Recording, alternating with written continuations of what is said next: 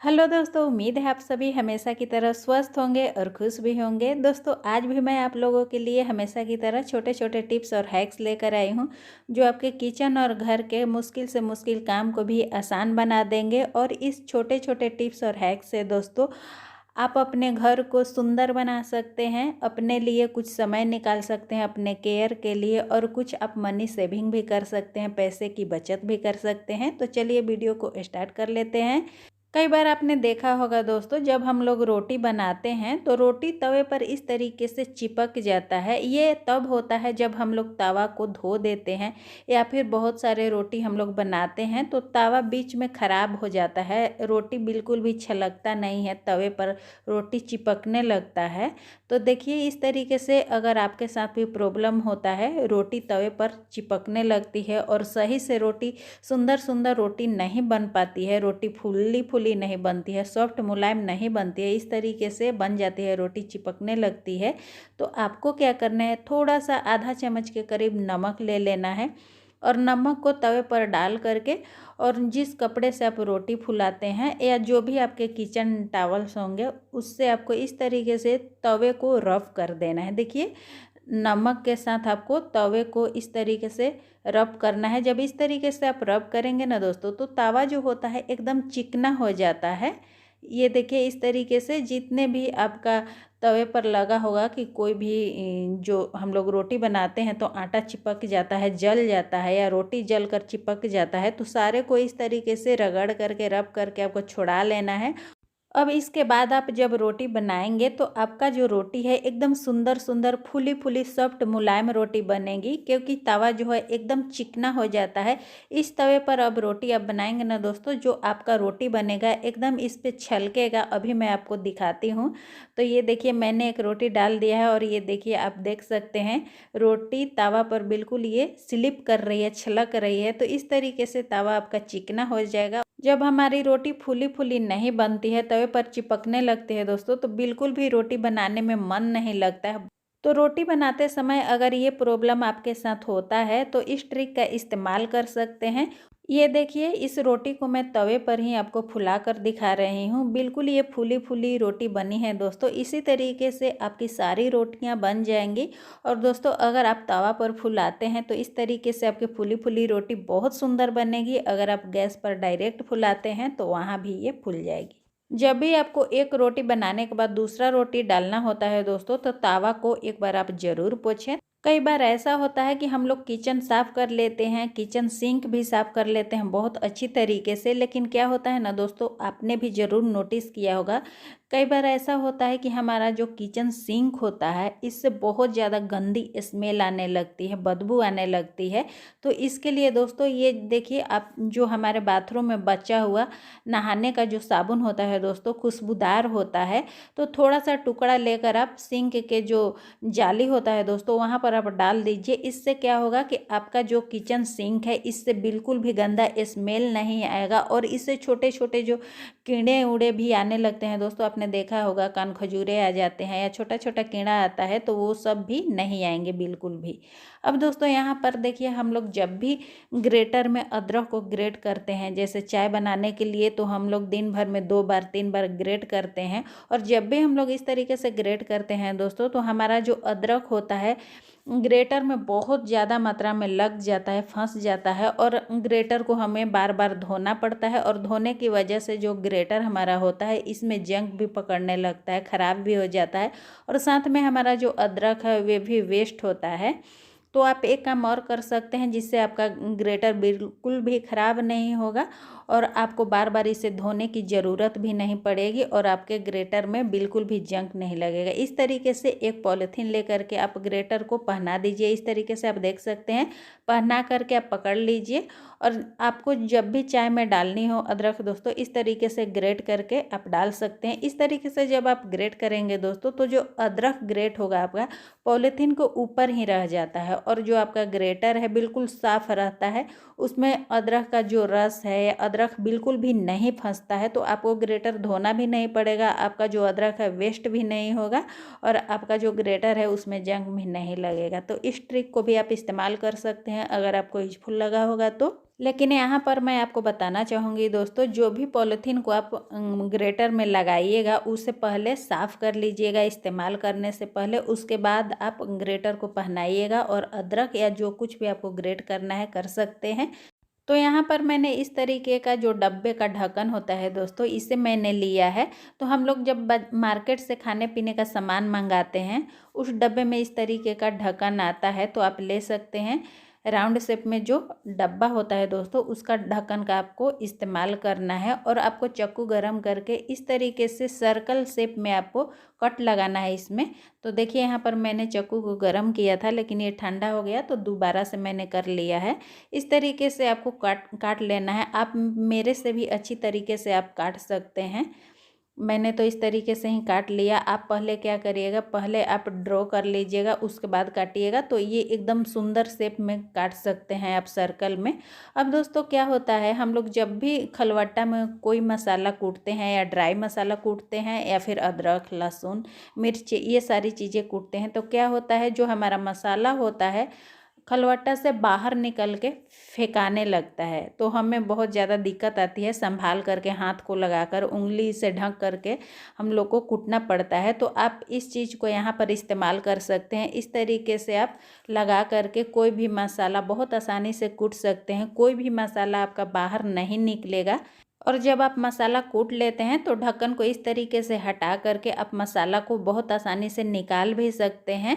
तो आप जो ढक्कन काटेंगे ना दोस्तों, थोड़ा आप सही तरीके से काटिएगा। आप मेरे से भी अच्छे तरीके से काट सकते हैं। मैंने तो यहाँ सिर्फ आपको आइडिया दे दिया है दोस्तों। तो जो मैंने पहला ढक्कन काटा था उसका जो होल था दोस्तों, थोड़ा बड़ा हो गया था, तो मैंने एक और छोटा होल बना करके काट लिया है। तो इस तरीके से एक ढक्कन को काट करके आप परमानेंटली रख लीजिए। जब भी आपको कोई मसाला कूटना हो, इस तरीके से लगा करके बहुत ही आसानी से आप कूट सकते हैं। इस तरीके के मसाले का जो डब्बा होता है दोस्तों, इसे हम लोग फेंक देते हैं। तो आप बिल्कुल भी मत फेंकिएगा। इसका बहुत ही बढ़िया आज मैं यूज बताने वाली हूँ। तो देखिए इस तरीके से कुछ आपको काट लेना है, जिस तरीके से मैं काट रही हूँ। ऊपर से नाप करके दोस्तों करीब 1 इंच के करीब, ये देखिए ऊपर से मैंने लिया है करीब 1 इंच है ये। और 3 तरफ से इस डब्बे को मैं काट लूँगी। और एक तरफ का जो कूड है दोस्तों, डब्बा है, ये देखिए एक तरफ का ये जो लगा हुआ मैंने छोड़ दिया है। तो इसी तरीके से आपको काट लेना है, आप देख सकते हैं। अब इस ऊपर वाले पार्ट को आपको इस तरीके से पीछे फोल्ड कर देना है। ये देखिए पहले हाथ से आपको अच्छी तरीके से फोल्ड कर देना है। अब यहाँ पर आपको एक पेन का कैप लेना है दोस्तों। इस तरीके का जो पेन का कैप होता है, हम लोग फेंक देते हैं, इसे भी बेकार समझकर फेंक देते हैं। जब पेन ख़त्म हो जाता है तो हम फेंक देते हैं इसे, लेकिन इसका भी आप बहुत बढ़िया इस्तेमाल कर सकते हैं। तो दोस्तों कई बार ऐसा होता है, हमारा जो फ्रिज होता है एकदम फुल होता है, उसमें सामान रखने की कोई भी जगह नहीं होती है। इस तरीके से देखिए ये जो सेशन है इसका पूरा फुल हो गया है। तो इसी तरीके से हमारा जो फ्रिज होता है पूरा का पूरा फुल हो जाता है और हमें छोटा छोटा कोई भी चीज़ रखना होता है तो बहुत ज़्यादा दिक्कत आती है। तो उस टाइम पर इस ऑर्गेनाइज़र का आप काम ले सकते हैं। इस तरीके से देखिए आपको यहाँ पर लगा देना है और ये कैप के हेल्प से आपको इसे फिक्स कर देना है। देखिए बहुत बढ़िया तरीके से ये फिक्स हो जाता है। अब इसमें कितना भी आप वज़न का सामान रख दीजिए, बिल्कुल भी ये नहीं हिलेगा डुलेगा, नहीं ये फटेगा। देखिए इस तरीके से जो छोटे छोटे चीज़ होते हैं दोस्तों, हम फ्रिज में इस तरीके से इस मसाले के डब्बे को लगा करके रख सकते हैं। जैसे कई बार ऐसा होता है कि हम लोग अदरक लहसुन को छील लेते हैं, तो इस्तेमाल करने के बाद कुछ अदरक का टुकड़ा या 2-4 लहसुन की कली छिला हुआ रह जाता है, तो उसको भी आप इसमें डाल सकते हैं।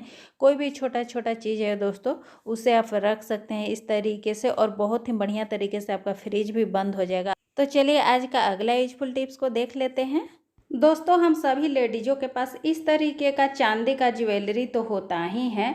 चांदी का जो ज्वेलरी होता है दोस्तों, बहुत ज़्यादा जल्दी काला पड़ जाता है, जो देखने में बहुत ज़्यादा गंदा लगता है। और कुछ चांदी का ज्वेलरी ऐसी होती है जिसे हम डेली यूज में पहनते हैं, जैसे पायल हो गया, बिछिया हो गया।